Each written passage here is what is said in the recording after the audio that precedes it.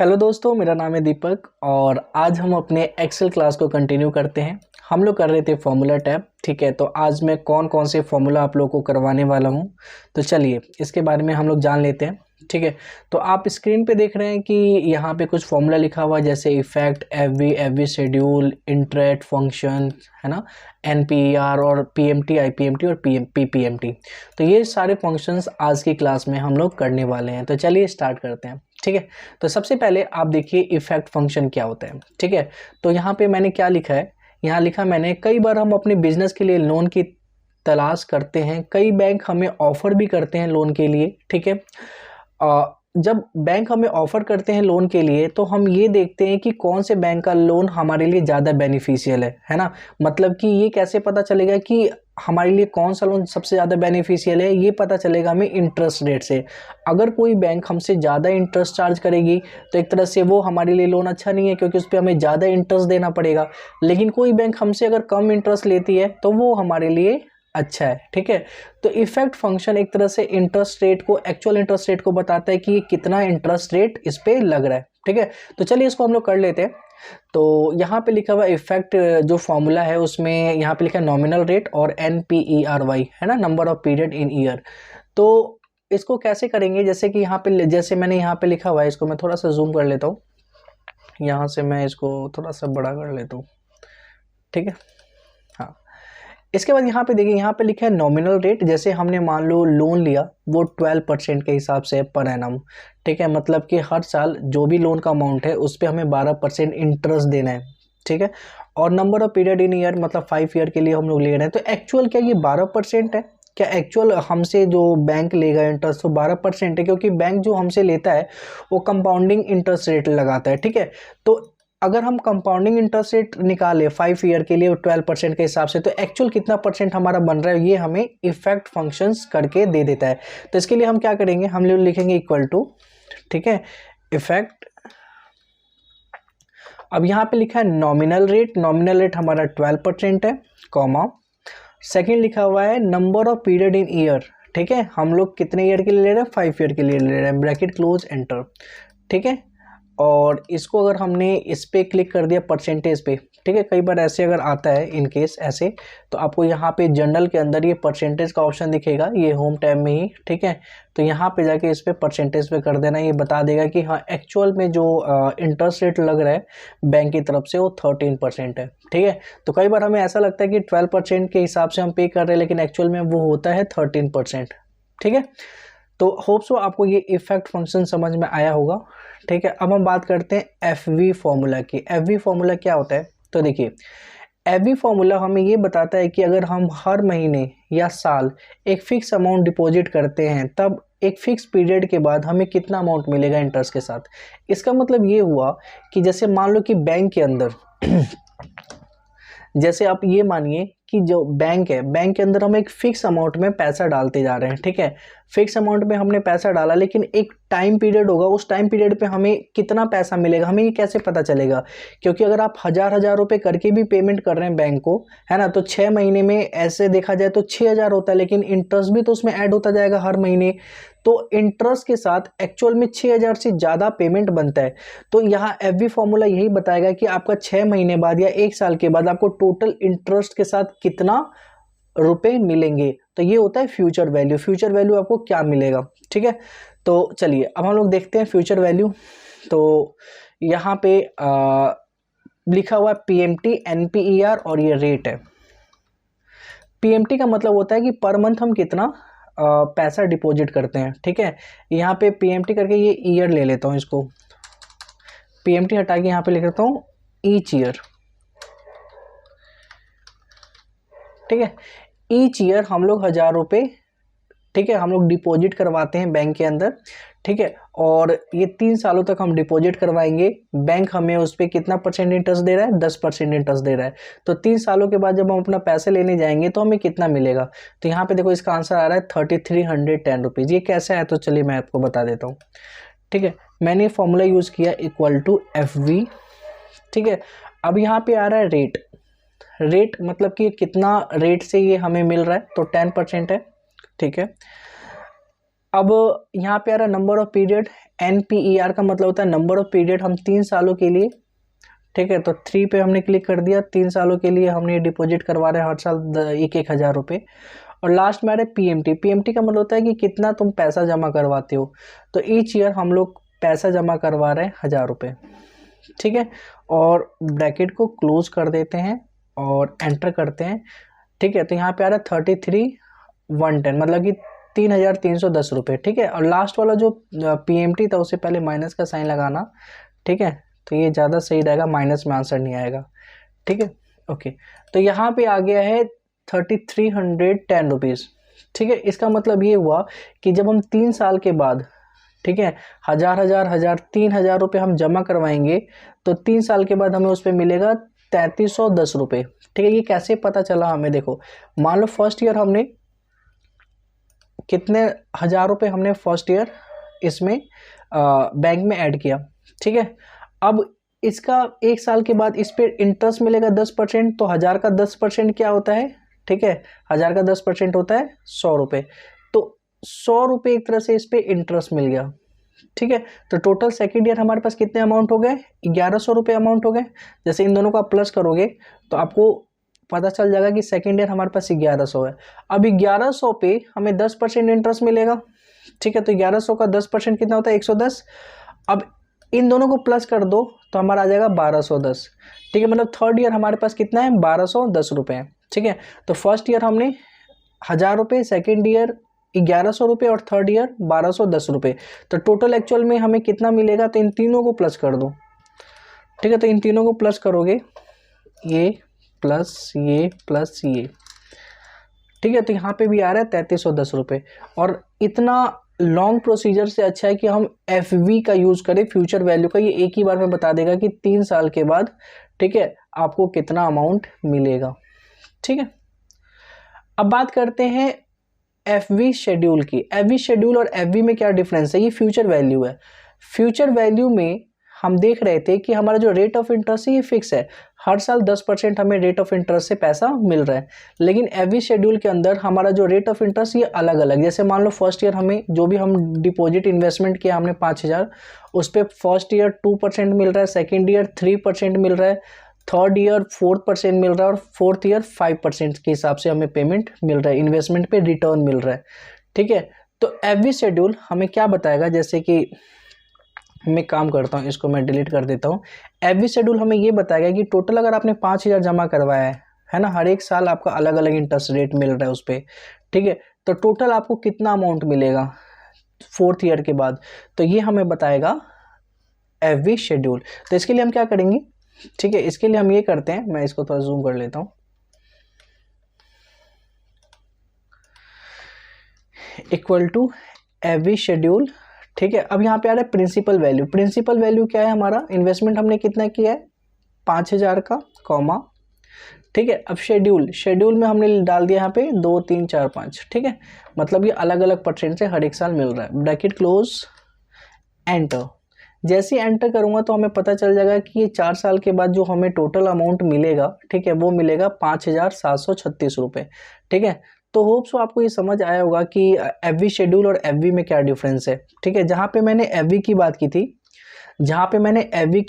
तो FV के अंदर हमें बस ये पता चल रहा था कि हर एक साल एक फिक्स अमाउंट में इंटरेस्ट के साथ हमें पेमेंट मिल रहा है, ठीक है, मतलब जो इंटरेस्ट रेट ऑफ फिक्स है, फर्स्ट ईयर भी फिक्स है, सेकेंड ईयर भी फिक्स है और थर्ड ईयर भी फिक्स है। लेकिन वही FV शेड्यूल के अंदर फर्स्ट ईयर इंटरेस्ट रेट अलग है, सेकेंड ईयर अलग है, थर्ड ईयर अलग है, फोर्थ ईयर अलग है, ठीक है। तो अगर अलग अलग इंटरेस्ट रेट के साथ हमें पैसे हमें अलग अलग इंटरेस्ट के साथ हमारे अमाउंट पे इंटरेस्ट लग रहा है और 4 साल के बाद हमें टोटल करके पैसा मिलेगा, तो इस टाइम पे हम लोग कौन सा फॉर्मूला यूज़ करेंगे, FV शेड्यूल का फॉर्मूला यूज़ करेंगे, ठीक है। अगर फिक्स रेट ऑफ इंटरेस्ट है तो कौन सा फॉर्मूला यूज़ करेंगे, FV का फॉर्मूला यूज़ करेंगे, ठीक है।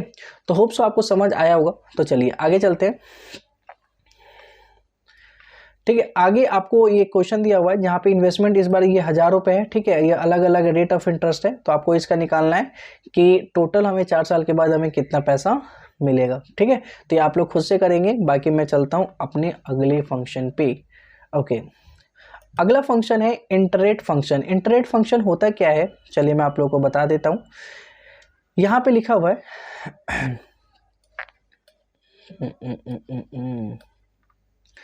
The interest functions is categorized under the Excel functions, ठीक है, ये फाइनेंशियल फंक्शन का ही पार्ट होता है. It will calculate the interest rate for the July investment security.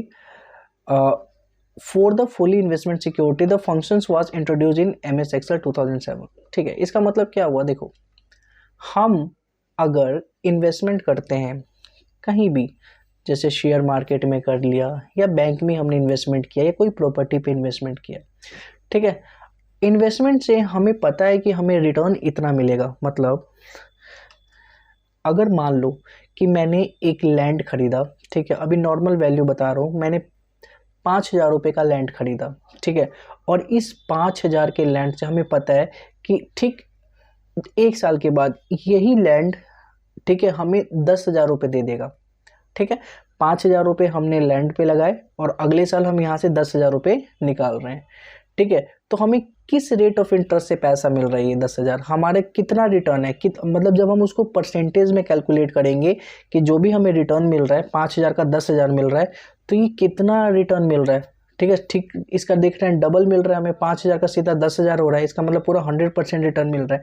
ठीक है, तो यही जो रेट ऑफ रिटर्न है, रेट ऑफ इंटरेस्ट है, यही निकाल के देता है हमारा ये फंक्शन इंटरेट फंक्शन. ठीक है, तो चलिए हम लोग ये करके देखते हैं, ठीक है, और समझते हैं ये फंक्शंस कैसे यूज होता है. ओके, तो यहाँ पे आप देख सकते हैं, यहाँ पे लिखा हुआ है इन्वेस्टमेंट. ठीक है, इन्वेस्टमेंट 5,000 है. ठीक है, और यहाँ पे लिखा है डेट ऑफ इन्वेस्टमेंट. हमने ये 5,000 कब इन्वेस्टमेंट किया था, 14 तारीख 11वां महीना 2022 को हमने ये पैसा लगाया 5,000 रुपये, है ना. और मैच्योरिटी डेट का मतलब ये होता है कि हम ये पैसा जो हमने लगाया है इससे हमें रिटर्न कब मिलेगा, तो हमें रिटर्न मिलेगा 14 तारीख 11वां महीना 2023 को. ठीक, इसके 1 साल के बाद हमें रिटर्न मिल रहा है. ठीक है, और रिटर्न कितना मिल रहा है, पूरा 10,000, मतलब 5,000 हमने लगाया और उसका 10,000 रुपये हमें डायरेक्ट रिटर्न मिल रहा है. तो रेट ऑफ इंटरेस्ट क्या है,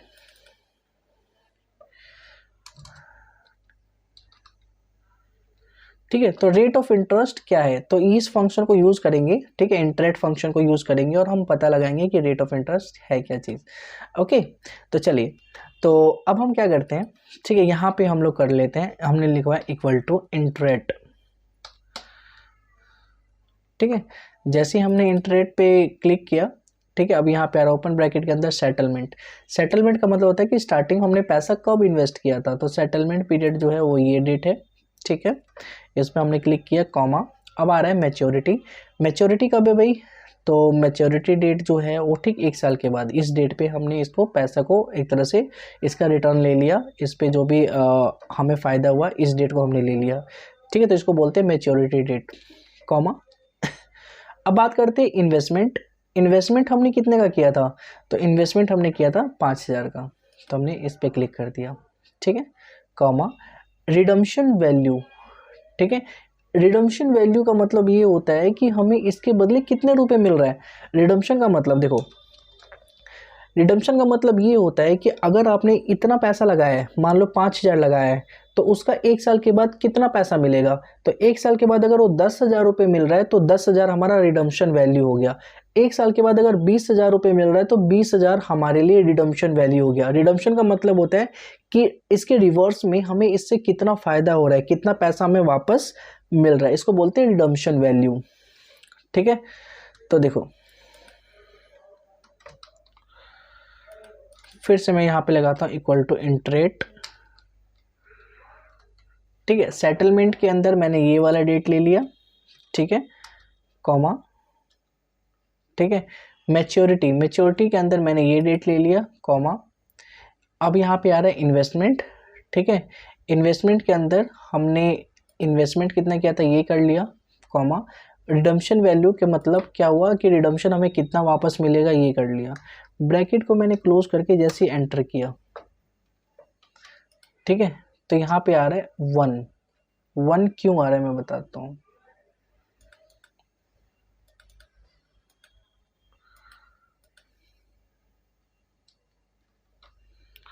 एक बार फिर से मैं ये फंक्शन यूज करता हूँ इक्वल टू इंटरेट.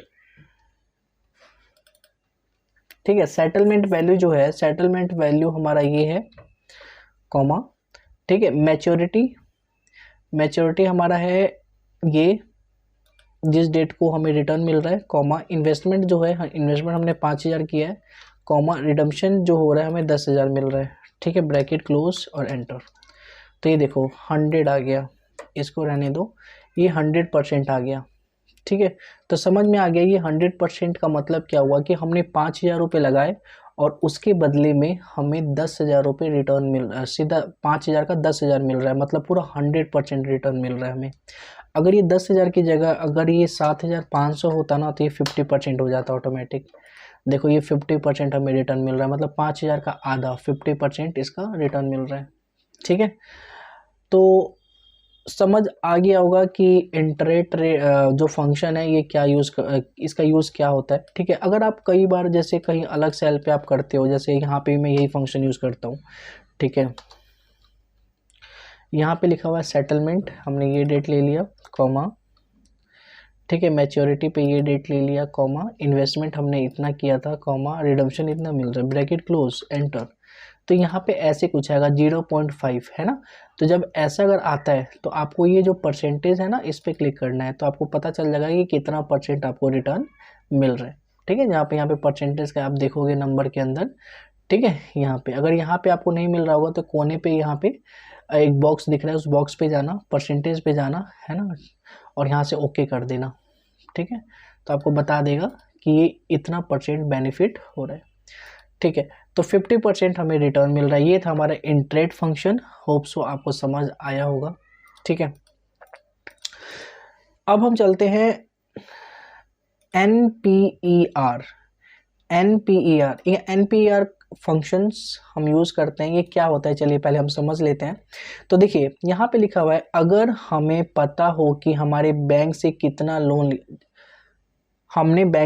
लोन लिया है, बैंक इस लोन अमाउंट पर कितना इंटरेस्ट चार्ज कर रहा है, ठीक है, और हर महीने हम कितना बैंक को पेमेंट करते रहते हैं, ठीक है, ये हमें पता है। तो हमें ये पता करना है कि यार टोटल हम कितने महीने तक पेमेंट करेंगे। अगर आपको नहीं समझ आया तो आप दोबारा समझिए। देखिए मैं क्या कह रहा हूँ, मैं ये कह रहा हूँ कि अगर हमें ये पता है कि बैंक से हमने इतना लोन लिया, जैसे मान लो कि हमने बैंक से लिया 10,000 रुपये लोन, ठीक है। अब 10,000 रुपये लोन के बदले बैंक हमसे कह रहा है कि आपको हर महीने 500 रुपये देना है, ठीक है, और आपका जो इंटरेस्ट रेट है वो लग रहा है 12%, ठीक है।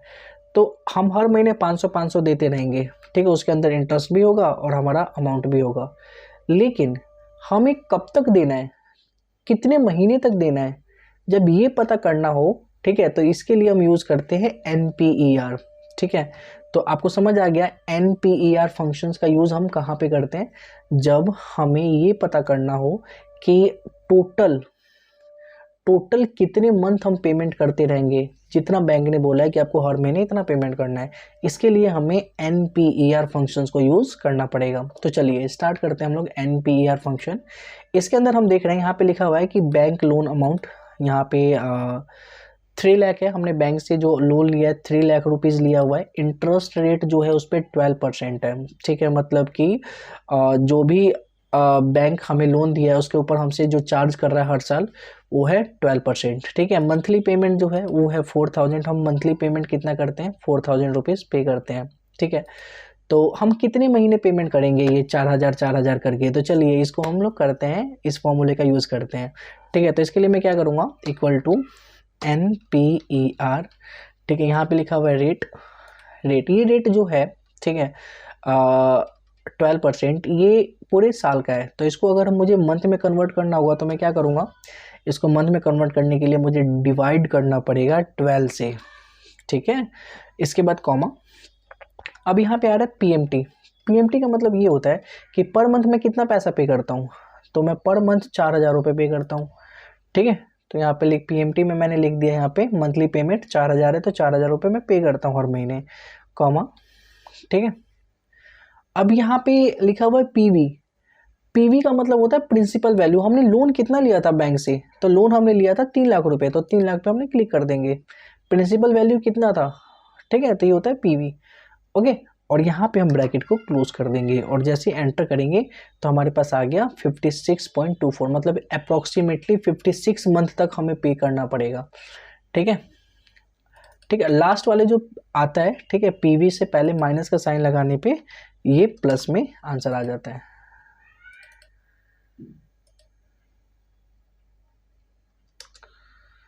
सॉरी, यहाँ पे आंसर आ रहा है 139 मंथ, मतलब कि टोटल 139 महीने अप्रोक्सीमेटली देखा जाए 139 महीने हमें पेमेंट करना पड़ेगा हर महीने बैंक को, ठीक है, तब जाके हमारा 3 लाख रुपए कंप्लीट होगा।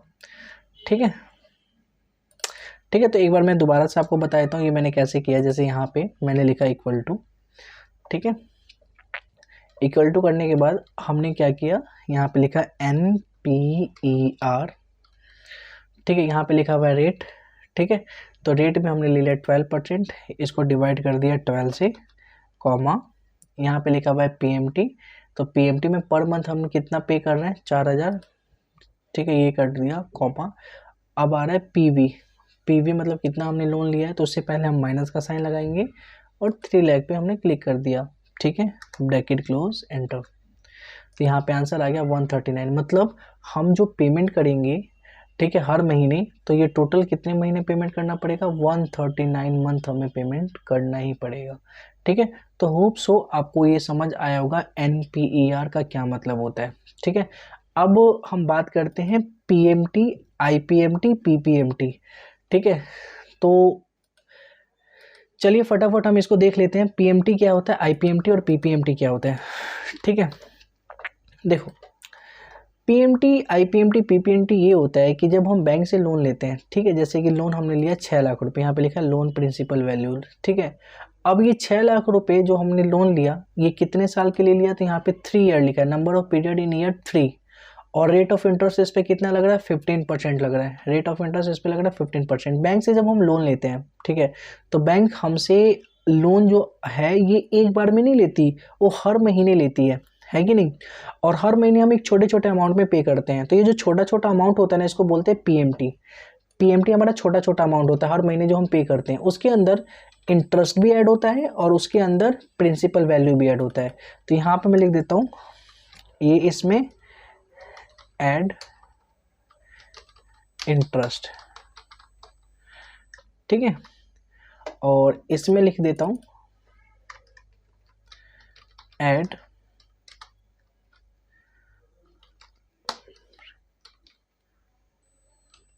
प्रिंसिपल वैल्यू, ठीक है, और ये मंथली इंस्टॉलमेंट है, इसमें लिख देता हूँ मंथली इंस्टॉलमेंट, ये लिख लिया हमने मंथली इंस्टॉलमेंट। ठीक है, तो PMT हमारा मंथली इंस्टॉलमेंट कितना जाता है, IPMT उसमें इंटरेस्ट कितना जाता है, और PPMT का मतलब होता है कि इंटरेस्ट के साथ प्रिंसिपल वैल्यू कितना जाता है। तो चलिए स्टार्ट करते हैं हम लोग PMT से। ठीक है, तो PMT का फॉर्मूला होता है equal to PMT open bracket, यहाँ पे लिखा हुआ है रेट, रेट के अंदर हम लोग क्या करेंगे, इंटरेस्ट रेट लेंगे, तो इंटरेस्ट रेट कितना है, 15% है, ठीक है, कॉमा, देखो 15% जो है ये साल का है, तो इसको डिवाइड कर दो 12 से, ठीक है, उसके बाद कॉमा लगाओ, ओके। और उसके बाद यहाँ पे लिखा है NPER, number of period 3 year है, 3 ईयर है, इसको भी मंथ में हमें कन्वर्ट करना है, तो इसको हमें इनटू करना पड़ेगा, तो स्टार आपको दिखेगा, स्टार दबा के 12 से इसको इनटू कर दो, कॉमा, PV हमारा होता है प्रिंसिपल वैल्यू, हमने कितना लोन लिया है, तो लोन हमने लिया है 6 लाख, ठीक है, तो यहाँ पे जो 6 लाख है, यहाँ पे हम इस पर क्लिक करेंगे, लेकिन इससे पहले हम क्या लगाएंगे, माइनस का साइन, और इस पर हम क्लिक करेंगे, ठीक है, और ब्रैकेट को क्लोज कर देंगे और कर देंगे एंटर। ठीक है, तो जैसे ही हम लोग एंटर करेंगे तो हमारा आ जाएगा हर महीने कितना पेमेंट करना है, लेकिन एंटर से पहले आप इसको फिक्स कर ले, आपके लिए बहुत अच्छा रहेगा, ताकि हर महीने का हम निकाल सकेंगे, जैसे फर्स्ट मंथ है फिर सेकंड मंथ का भी निकाल सकेंगे, इसीलिए हमें फिक्स करना पड़ता है। तो यहाँ पे जितने भी ये C से स्टार्ट है ना, C5, C6, C7, मतलब ये जो तीनों जो लिखे हुए हैं 15% 3, ये हमारे C कॉलम में लिखे हुए हैं, ठीक है, तो C से रिलेटेड जितने भी हैं इन सबको फिक्स करना होगा। तो इस पर क्लिक करके कहीं भी आप क्लिक कर सकते हैं, स्टार्टिंग में, बीच में, साइड में, लेकिन C5 पे ही रहना चाहिए कर्सर, और यहाँ पे F4 दबा दें, ठीक है, यहाँ पे क्लिक करके फिर F4 दबा दें, और यहाँ क्लिक करके F4 दबा दें और एंटर कर दें, तो पता चल रहा है कि फर्स्ट मंथ हम देंगे 20,799 रुपीज़ 20 पैसे, ठीक है। अब इसके डॉट पे 2 बार क्लिक करने से हमें पता चल जाएगा कि टोटल 36 मंथ में हमारा इतना इतना पेमेंट जाएगा, हर महीने इतना इतना पेमेंट जाएगा। ठीक है, इसका हमें टोटल करना है, तो यहाँ पे कर्सर रखते हुए हम क्या करेंगे, यहाँ पे जाके सम कर देंगे तो इसका सम आ जाएगा। ठीक है, कि टोटल हमने पेमेंट करा 36 मंथ में 7,48,771 रुपीज़ 10 पैसा। ठीक है, तो होप्स आपको समझ आया होगा। अब इसके बाद यहाँ पे लिखा हुआ है IPMT। IPMT में कैसे करते हैं, इक्वल टू IPMT, ठीक है, ओपन ब्रैकेट, यहाँ पे लिखा हुआ है रेट, तो रेट के अंदर हम नॉर्मल इस पे जाएंगे। ठीक है, और इसको हम डिवाइड कर देंगे 12 से, कॉमा। अब यहाँ पे लिखा हुआ है पर मंथ। ठीक है, अब यहाँ पे एक नया चीज़ आ गया, पर का मतलब होता है पर मंथ। हमने 1 पे क्लिक कर दिया। ठीक है, ये होता है पर मंथ। तो फर्स्ट मंथ का हम लोग इंटरेस्ट निकाल रहे हैं, इसलिए हम इस पर क्लिक करेंगे, comma, NPER, number of period, तो नंबर ऑफ पीरियड 3 ईयर है, तो 3 पे क्लिक करके इसको इंटू कर देना है 12 से। ठीक है, कॉमा, PV कितना है, 6 लाख है, इसके पहले हम माइनस लगाएंगे और 6 लाख पे क्लिक कर देंगे। ठीक है, ब्रैकेट क्लोज, लेकिन हमें फिक्स करना है, मतलब जो C कॉलम के अंदर जितने भी आ रहे हैं ना ऑप्शन, इन सबको फिक्स करना है। तो यहाँ पे क्लिक करके F4 दबा देंगे। ठीक है, अब ये A11 है, इस पे हम लोग नहीं करेंगे फिक्स, क्योंकि ये मंथ है। ठीक है, तो मंथ तो ये चलता रहेगा, इसको फिक्स नहीं करना, क्योंकि सेकंड मंथ का भी निकालना है, थर्ड मंथ का भी निकालना है। इसको फिक्स कर देंगे तो ये 1 मंथ का ही रहेगा हमेशा, बाकी को हमें फिक्स कर देना है। तो C6 को फिक्स कर दिया और C7 को फिक्स कर दिया और एंटर कर दिया। तो यहाँ पे आ गया कि जो भी हमारा 20,799 रुपीज़ जो फर्स्ट इंस्टॉलमेंट जा रहा है, उसमें इंटरेस्ट रेट जो है, उस इंटरेस्ट का वैल्यू जो है वो है 7,500। ठीक है, इसके डॉट पे 2 बार क्लिक करके हम लोग हर साल का या फिर स्क्रॉल डाउन करके निकाल सकते हैं कि ये कितना जा रहा है। ठीक है, इसके बाद इसका भी हम टोटल करेंगे। ठीक है, तो मैं इसके जो डॉट से इधर लेके आ जाता हूँ। मुझे पता चल गया कि टोटल इस अमाउंट में इंटरेस्ट का अमाउंट कितना है, इतना है। ठीक है, अब बात करते हैं PPMT की। तो मतलब कि जो भी हमारा फर्स्ट में इंस्टॉलमेंट गया उसमें इतना इंटरेस्ट है और इतना प्रिंसिपल वैल्यू है। तो प्रिंसिपल वैल्यू मतलब कि ओरिजिनल वैल्यू जो लोन का अमाउंट है वो कितना है, तो इक्वल टू PPMT। ठीक है, रेट लिखा हुआ है, तो रेट पे हम लोग चले जाएंगे 15% पे, कॉमा। ठीक है, 15% पे डिवाइड करना है 12 से। ठीक है, कॉमा, पर पे 1 मंथ, 1 पे क्लिक कर देंगे, comma, NPER, number of period के अंदर हम लोग ले लेंगे 3 और इसको इंटू कर देंगे 12 से, कॉमा, PV का मतलब होता है प्रिंसिपल वैल्यू, इस पर क्लिक कर दिया हमने प्रिंसिपल वैल्यू पे। ठीक है, और प्रिंसिपल वैल्यू से पहले तो मुझे माइनस लगाना था, उसके बाद प्रिंसिपल वैल्यू पे। ठीक है, ब्रैकेट क्लोज, और जितने भी C से रिलेटेड हैं सबको फिक्स करना है F4 से। ठीक है, ये A11 को तो नहीं करेंगे, मंथ को। ठीक है, बाकी सबको हम फिक्स कर दिए, ब्रैकेट क्लोज।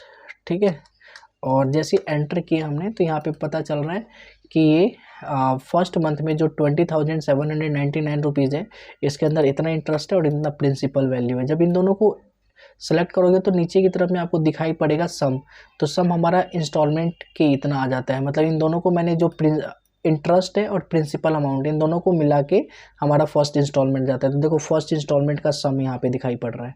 ठीक है, नीचे की तरफ स्क्रीन के नीचे की तरफ सम में देख सकते हो, यहाँ पे आ रहा है 20,799। ठीक है, इसका भी हम क्या कर सकते हैं, ठीक है, इसके डॉट पे 2 बार क्लिक करके इसका भी हम टोटल कर लेंगे। ठीक है, तो देखो जी, हमने टोटल प्रिंसिपल अमाउंट कितना दिया, तो इसका टोटल आ रहा है 6 लाख रुपए।